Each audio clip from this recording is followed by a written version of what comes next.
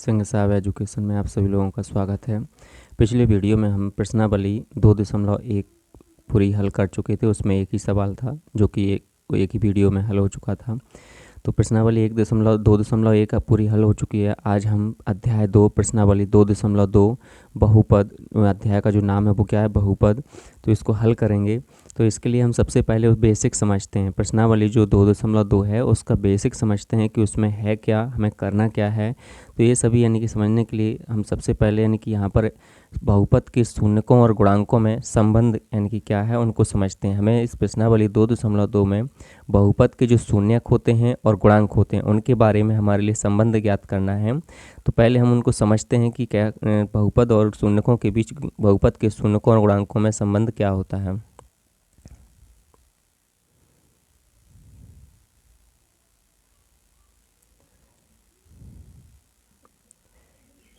बहुपद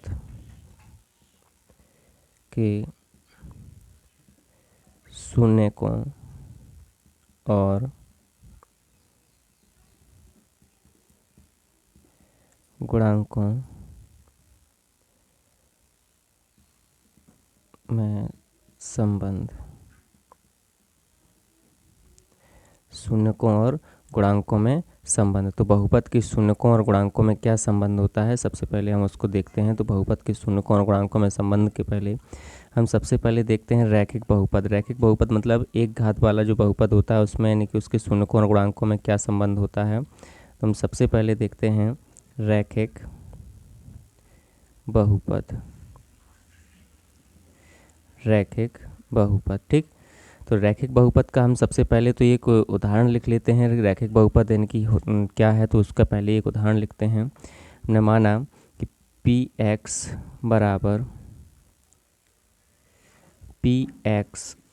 बराबर होगा, जो रैखिक समीकरण होता है ax प्लस के b, और जहां आपका a बराबर नहीं होता है किसके, a बराबर नहीं होता है 0 के, क्योंकि अगर a की जगह 0 हो जाएगा तो ये फिर क्या नहीं रह जाएगा, रैखिक बहुपद नहीं रह जाएगा, क्योंकि यहाँ पर अचर पद की घात क्या नहीं रहेगी, 1 नहीं रहेगी, ठीक।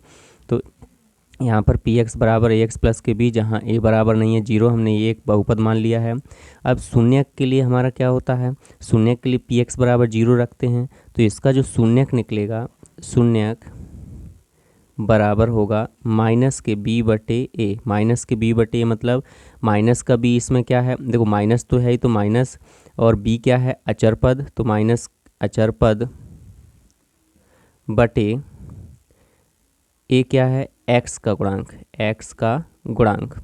तो जो आपका एक घात या रैखिक समीकरण होगा उसमें उसके उसके शून्यकों और गुणांकों में क्या संबंध होगा, अचर पद बटे x का गुणांक, अचर पद बटे x का गुणांक, यही यानी कि उनके शून्यकों और बहुपद के गुणांकों के बीच में संबंध होगा। शून्यक बराबर माइनस के अचर पद बटे x का गुणांक। अब देखते हैं द्विघाती बहुपद। तो द्विघाती बहुपद क्या होता है, इसको यानी कि देखते हैं। द्विघाती बहुपद, द्विघाती बहुपद, द्विघाती बहुपद क्या है, तो पहले हम द्विघाती बहुपद का एक उदाहरण देखते हैं। द्विघाती बहुपद का उदाहरण हमने ले लिया Px बराबर ax की घात 2 प्लस bx प्लस c, और जहाँ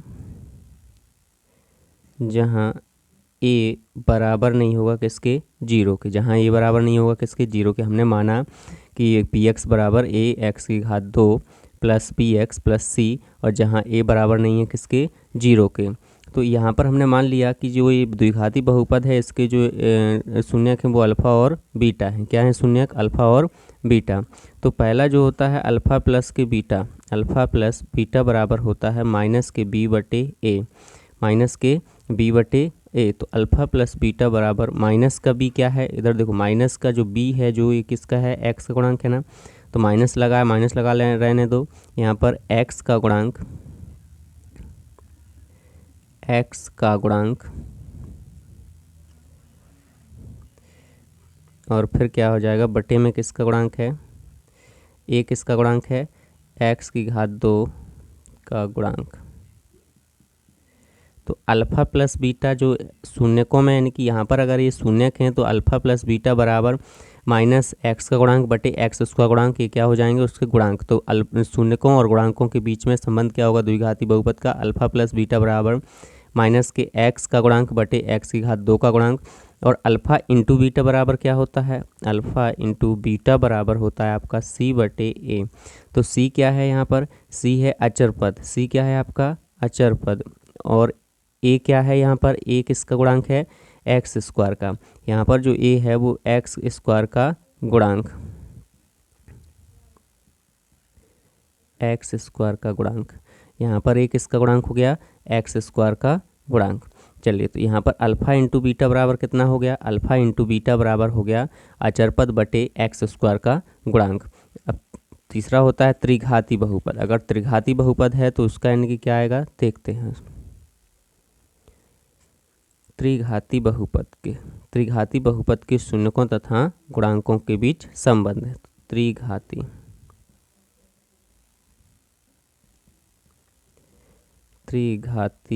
बहुपद, त्रिघाती बहुपद देखिए तो त्रिघाती बहुपद का पहले हम एक समीकरण लिखते हैं, फिर उसके शून्यकों और गुणांकों के बीच में संबंध लिखते हैं। पी एक्स बराबर क्या हो जाएगा, ए एक्स की घात 3 प्लस बी एक्स की घात 2 प्लस सी एक्स और प्लस के डी। और यहाँ पर यानी कि आपका ए जो ए बराबर, जहाँ ए बराबर नहीं होगा किसके, जहाँ ए बराबर नहीं होगा जीरो के, ठीक, जहाँ ए बराबर नहीं होगा जीरो के, ठीक। पी एक्स बराबर हमने ये लिख लिया है, पी एक्स बराबर हमने क्या माना, ए एक्स की घात 3 प्लस के बी एक्स की घात 2 प्लस के सी एक्स प्लस के डी। ये आपका त्रिघाती बहुपद का क्या है, व्यापक रूप का समीकरण है, व्यापक रूप का बहुपद है, सॉरी। तो यहाँ पर पी एक्स हमने मान लिया। अब इसके हम मूल मान लेते हैं कि माना इसके जो शून्यक हैं, इसके शून्यक क्या हैं, अल्फ़ा बीटा और गामा, क्या हैं इसके शून्यक। ये इसके अगर शून्यक हैं, अल्फ़ा बीटा और गामा क्या हैं, शून्यक हैं, तो शून्यकों और गुणांकों के बीच में जो संबंध होगा आपका अल्फ़ा प्लस के बीटा प्लस के गामा, मतलब शून्यकों का योगफल कितना हो जाएगा, शून्यकों का योगफल बराबर माइनस के बी बटे ए। तो माइनस बी क्या है, एक्स स्क्वायर का गुणांक, माइनस एक्स स्क्वायर का गुणांक बटे ए क्या है, एक्स की घात 3 का गुणांक। अब दूसरा क्या है, दूसरा अल्फ़ा इंटू बीटा प्लस के बीटा इंटू गामा प्लस के गामा इंटू अल्फ़ा बराबर होता है सी बटे ए। तो ये आपका होता है, सी किसका गुणांक है, एक्स का गुणांक बटे एक्स की घात 3 का गुणांक। चौथा होता है तीसरा alpha into beta into gamma, alpha into beta into gamma बराबर होता है माइनस के डी बटे ए, मतलब माइनस अचर पद बटे एक्स की घात 3 का गुणांक, ठीक। चलिए तो हमने तीनों समीकरण देख लिए हैं। पहला समीकरण देखिए, पहला समीकरण क्या था, पहला समीकरण आपका पहला जो बहुपद था वो था रैखिक बहुपद, और रैखिक बहुपद के शून्यकों और गुणांकों में संबंध क्या था। तो हमने एक रैखिक बहुपद पी एक्स लिया, पी एक्स बराबर क्या है, ए एक्स प्लस के बी, जहाँ ए बराबर नहीं है किसके, जीरो, इसका शून्य क्या होगा माइनस के बी बटे ए। तो शून्यकों और अचर पद के बीच, शून्यकों और गुणांकों के बीच संबंध क्या हो जाएगा, माइनस के अचर पद का गुणांक बटे एक्स का गुणांक। द्विघाती बहुपद में आपका पी एक्स बराबर हमने दूसरा यानी कि जो द्विघाती बहुपद के शून्यकों और गुणांकों के बीच में संबंध क्या हो जाएगा, एक समीकरण लेते हैं हम द्विघाती बहुपद वाला, पी एक्स बराबर ए एक्स की घात 2 प्लस के बी एक्स प्लस के सी, जहाँ ए बराबर नहीं होना चाहिए किसके, जीरो के। और हमने माना कि इस बहुपद जो है इसके मूल जो क्या हो गए, अल्फ़ा और बीटा, मूल क्या होंगे, जो मूल या शून्यक। तो शून्यक क्या हो जाएंगे, अल्फ़ा और बीटा। तो अल्फ़ा प्लस बीटा बराबर होता है माइनस के बी बटे, और तो माइनस और बी जो है एक्स का गुणांक है, और जो आपका ए है वो किसका गुणांक है, एक्स स्क्वायर का गुणांक है। दूसरा अल्फ़ा इंटू बीटा बराबर होता है सी बटे ए, अल्फ़ा इंटू बीटा बराबर सी बटे ए। तो सी क्या है, अचर पद है, और एक्स ए क्या है, यहाँ पर ए क्या है, एक्स की घात 2 का गुणांक। अब तीसरा हमने देखा त्रिघाती बहुपद। तो त्रिघाती बहुपद क्या होता है, त्रिघाती बहुपद।